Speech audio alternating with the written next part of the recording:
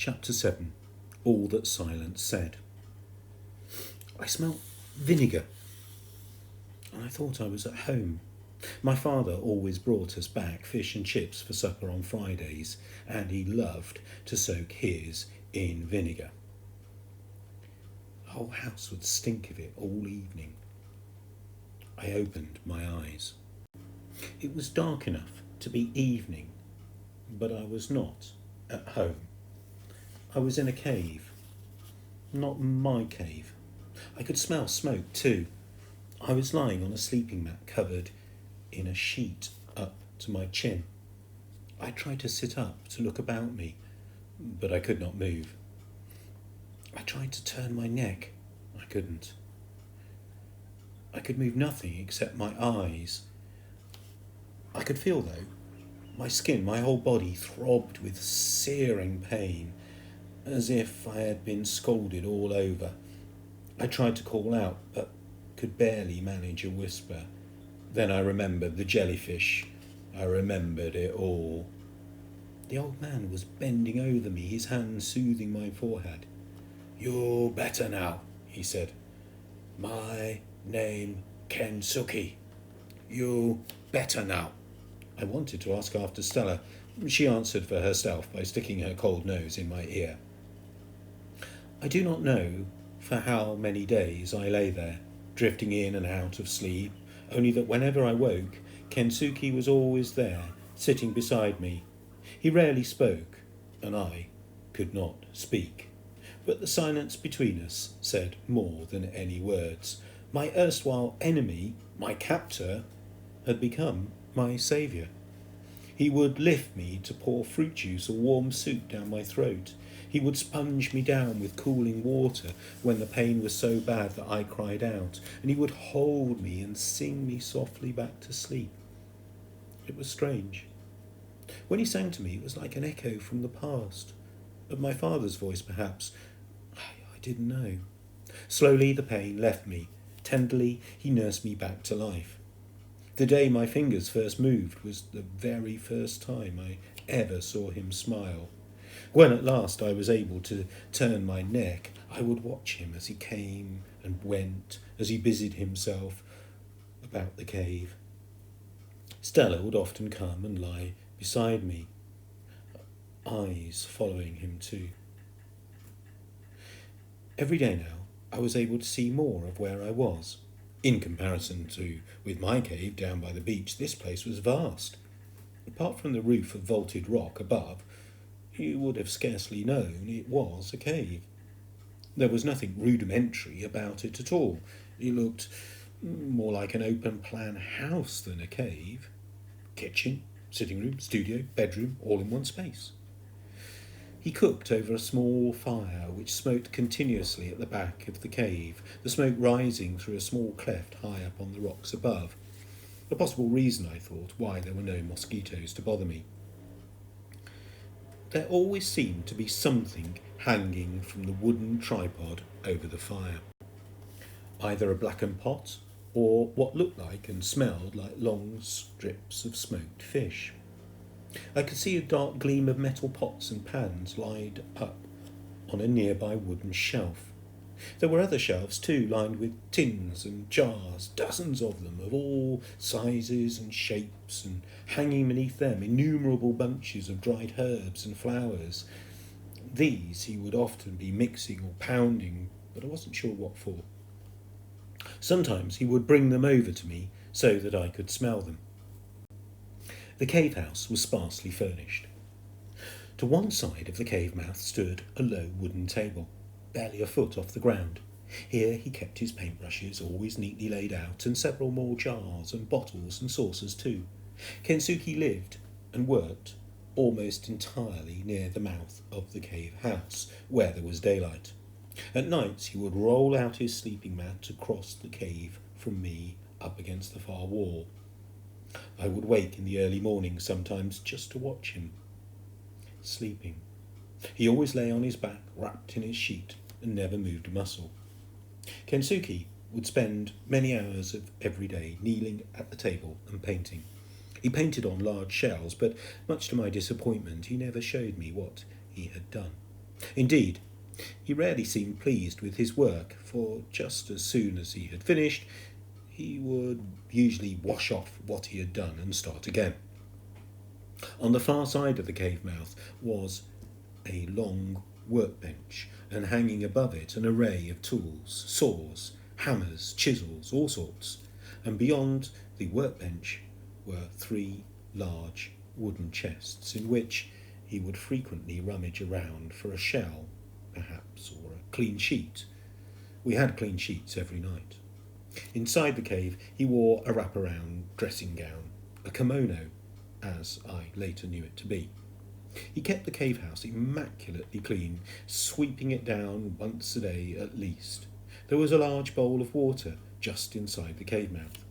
Every time he came in, he would wash his feet and dry them before stepping inside. The floor was entirely covered with mats made of woven rushes, like our sleeping mats, and everywhere, all around the cave, to head height and above, the walls were lined with bamboo. It was simple, but it was home. There was no clutter. Everything had its place and its purpose. As I got better, Kensuke would go off and leave me on my own and more, but thankfully never for too long.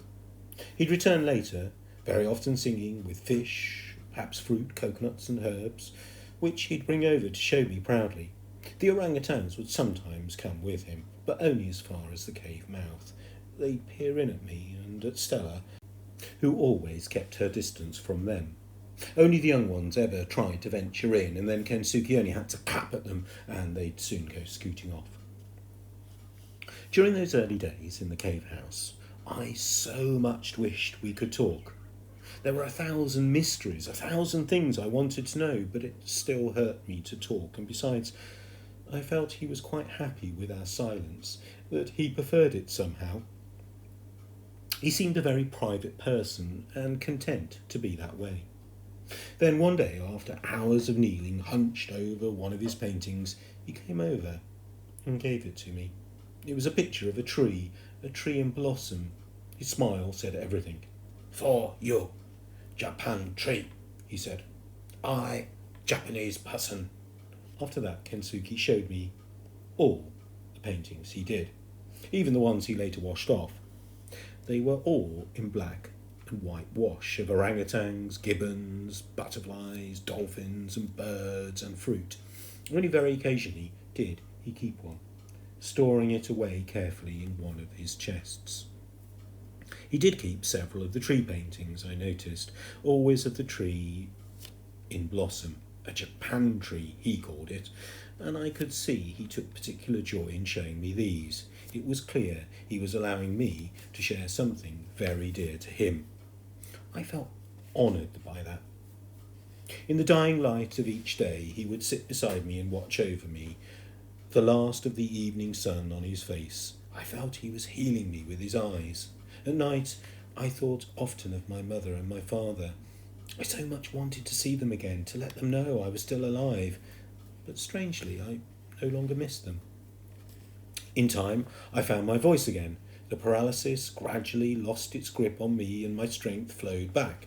Now I could go out with Kensuke whenever he invited me, and he often did. To begin with, I would squat on the beach with Stella and watch him spearfishing in the shallows. So still he stood, and his strike was lightning fast. Then, one day, he made me my own spear. I was to fish with him. He taught me where the bigger fish were, where the octopus hid under the rocks, how to stand still as a heron and wait, spear poised just above the water, my shadow falling behind me so that the fish were not frightened away. I tell you, spearing a fish for the first time was like scoring a winning goal for the mudlarks back home, just about the best feeling in the world. Kensuke seemed to know every tree in the forest, where all the fruit grew, what was ripe, what was not, what was worth climbing for. He climbed impossible trees nimbly, footsure and fearless. Nothing in the forest alarmed him, not the howling gibbons swinging above his head to drive him off their fruit, not the bees that swarmed about him when he carried down their comb from the hollow in the tree. He used the honey for sugaring and bottling fruit. And always his family of orangutans came along, shadowing us through the forest, patrolling the tracks ahead, scampering along behind. All Kensuke had to do was to sing and they'd come. They seemed almost hypnotised by the sound of his voice. They were intrigued by me and by Stella, but they were nervous and we were nervous, and for the time being we kept our distance from one another. One evening, quite unexpectedly, as I was watching Kensuke at his fishing, one of the young ones clambered onto my lap and began to examine my nose with his finger, and then he investigated my ear. He pulled it rather harder than I liked, but I didn't yelp. After that, the rest followed suit, using me as if I was a climbing frame. Even the older ones and the bigger ones would reach out and touch me from time to time, but thankfully they were always more reserved, more circumspect. But Stella still kept a distance from them and they from her. In all this time, I suppose, I must have been some months on the island by now, Kensuke had said very little. The little English he did speak was clearly hard for him. When words were used between us, they proved to be of little help in our understanding of each other, so we resorted for the most part to smiles and nods, to signing and pointing, and sometimes we even drew pictures in the sand to explain ourselves. It was just about enough to get along. But there was so much that I was burning to find out. How had he come to be here all alone on this island? How long had he been here? How had he come by all the pots and pans, the tools, and the knife in his belt?